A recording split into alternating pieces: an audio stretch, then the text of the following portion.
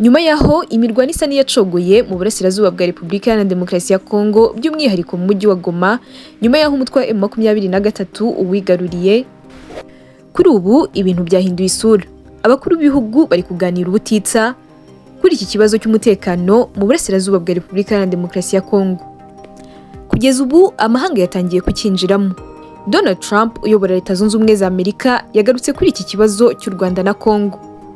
Uyu munsi kandi mu rugwiro muri Perezidansi y'u Rwanda hiriwe urujya n'uruza rw'abayobozi mu bihugu bitandukanye by'umwihariko abayobora ububanyi n'amahanga muri ibyo bihugu. Amakuru yagiye atangazwa n'ibi biro by'umukuru w'igihugu yavuze ko abashyitsi bose yagaragazaga ko aba bashyitsi bose baganiriye na Perezida Kagame kuri iki kibazo cy'umutekano kiri mu burasirazuba bwa Repubulika Iharanira Demokarasi ya Kongo. Amaherezo y'iki kibazo araza kuba yahe? Ese M23 nyuma yo gufata umujyi wa Goma haraza gukurikiraho iki? Ibyo byose nibyo tugiye kurebera hamwe. Niba utarakanda subscribe rero uyu ni wo mwanya wo kugira ngo ubikore ujye ukurikira n'ibindi byose bitambuka kuri iyi channel yanyu. Ikaze. Twigeze kubabwira ku bashyitsi cyangwa se abayobozi mu nzego zitandukanye Perezida Kagame yakiriye kuri uyu wa gatanu baganiriye by'umwihariko ku bibazo by'umutekano uri muri Repubulika Iharanira Demokarasi ya Kongo. Mu gitondo cyo kuri uyu wa gatanu rero yakiriye umunyamabanga wa leta muri Minisiteri y'Ububanyi n'Amahanga ya Qatar Dr Mohammed bin Abdulaziz. Uyu rero bakaba bagiranye ibiganiro ku mubano w'ibihugu byombi ndetse n'iterambere ry'akarere, ariko mbere yaho yari yabanje kuganira na mugenzi we w'igihugu cya Angola yitwa Joao Gonçalves Lorenzo. Ibiganiro by'abo bakuru b'ibihugu byombi bikaba byibanze ku gushaka umuti urambye w'ibibazo biri mu burasirazuba bwa Repubulika Iharanira Demokarasi ya Kongo, aho abakuru b'ibihugu byombi bemeranyije ko bagomba gukorana bya hafi na bagenzi babo bo ku mugabane wa Afurika.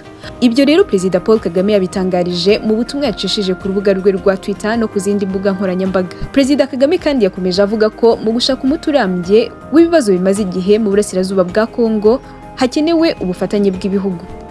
Muri ubwo butumwa Perezida Paul Kagame yavuze ko aba bakuru b'ibihugu byombi bemeranyije ku gushaka umuti ibibazo biri mu burasirazuba bwa Repubulika Iharanira Demokarasi ya Kongo hatezwa imbere umubano mwiza n'imikoranire bisanzwe hagati y'impande zombi, ubwo no kuvuga Angola ndetse n'u Rwanda. Twabibutsa gato yuko uyu Perezida wa Angola Joao Gonçalves Lorenzo ari we wahawe inshingano n'umuryango wa Afurika y'Uburasirazuba yo kuba umuhuza hagati y'u Rwanda ndetse na Repubulika Iharanira Demokarasi ya Kongo.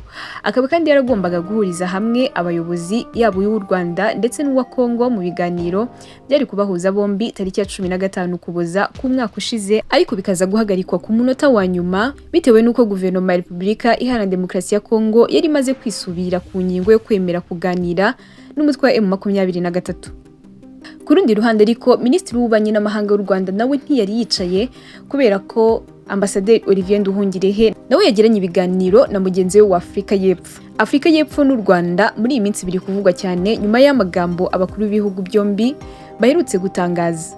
Ukeneye kumva ibyo abakuru b'ibihugu byombi baganiriye wareba kuri icano mu mavideo ari hasi rwose urahita ubibona, urebe ibyo Perezida Kagame ndetse na Cyril Ramaphosa wa Afurika y'Epfo baganiriye, ibyo batumvikanyeho kimwe n'ibindi byose wabibonaho hano. Gusa ariko uyu munsi nibwo Minisitiri w'Ububanyi n'Amahanga n'Ubutwererane w'u Rwanda Ambasaderi Nduhungirehe yagiranye ibiganiro noneho na mugenzi we ukomoka muri iki gihugu cya Afurika y'Epfo Ronald Lamola. Bakaba bagiranye rero ibiganiro kuri telefone ndetse nta gushidikanya ko ibyo biganiro byabo byibanze cyane ku biri kubera mu burasirazuba bwa Repubulika Iharanira Demokarasi ya Kongo.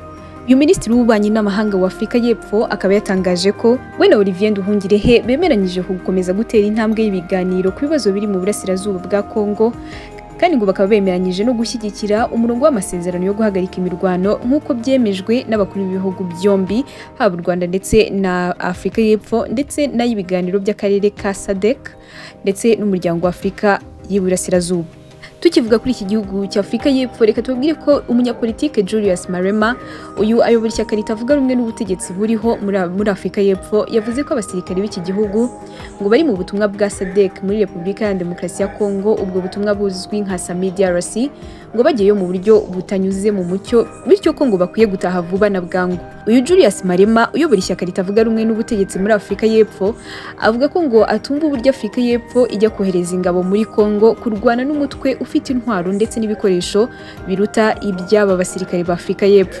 Uyu munyapolitike kandi avuga ko bibabaje kubona ibiri gukorerwa abasirikare ba Afurika y'Epfo muri Repubulika Iharanira Demokarasi ya Kongo, bamwe bakanahasiga ubuzima. Akavuga ko uruhare rw'iki gihugu muri Kongo rurimo urujijo, ngo ibibazo byo muri kiriya gihugu no kuvuga Repubulika Iharanira Demokarasi ya Kongo ngo bitazakemurwa n'imbaraga za gisirikare. Ibibazo biri hagati ya Repubulika Iharanira Demokarasi ya Kongo ndetse n'u Rwanda bikomeje kuvugisha amahanga, ndetse Perezida wa Leta Zunze Ubumwe za Amerika Donald Trump yavuze ko ibibazo biri hagati y'u Rwanda na Repubulika Iharanira Demokarasi ya Kongo abizi ko bikomeye, ariko kandi avuga ko muri iki gihe ngo adafite byinshi yabivugaho.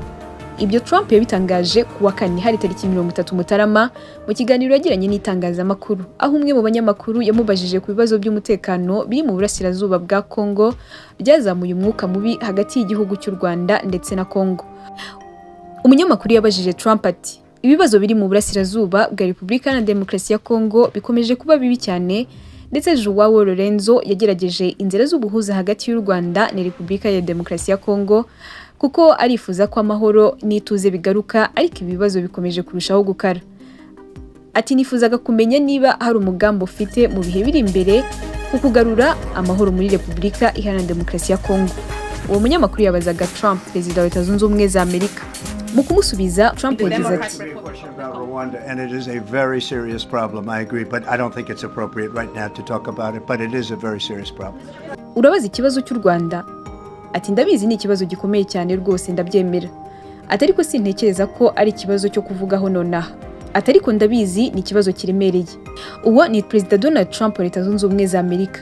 Trump yatangaje ibyo nyuma y'uko kuwa kane w'iki cyumweru Perezida wa Repubulika y'u Rwanda Paul Kagame yagiranye ikiganiro kuri telefone n'umunyamabanga wa Leta Zunze Ubumwe za Amerika ushinzwe ububanyi n'amahanga. Icyo kiganiro ngo kibanze ku ngingo zirimo icyakorwa ngo impande zihanganye mu burasirazuba bwa Kongo zihagarika imirwano. Ndetse kandi Perezida Kagame yanatangaje ko yiteguye gukorana neza n'ubuyobozi bwa Leta Zunze Ubumwe za Amerika mu byatuma akarere kahabonera amahoro ndetse n'umutekano. Nubwo ariko Trump uyoboye Leta Zunze Ubumwe za Amerika we yirinze kugira icyo avuga kuri iki kibazo, ibindi bihugu birimo Ubwongereza ndetse n'Ubudage byo byarangije kwerekana uruhande ruriho, aho kugeza ubu byamaze no gufatira ibihano u Rwanda. I agree, but I don't think it's appropriate right now to talk about it, but it is a very serious problem.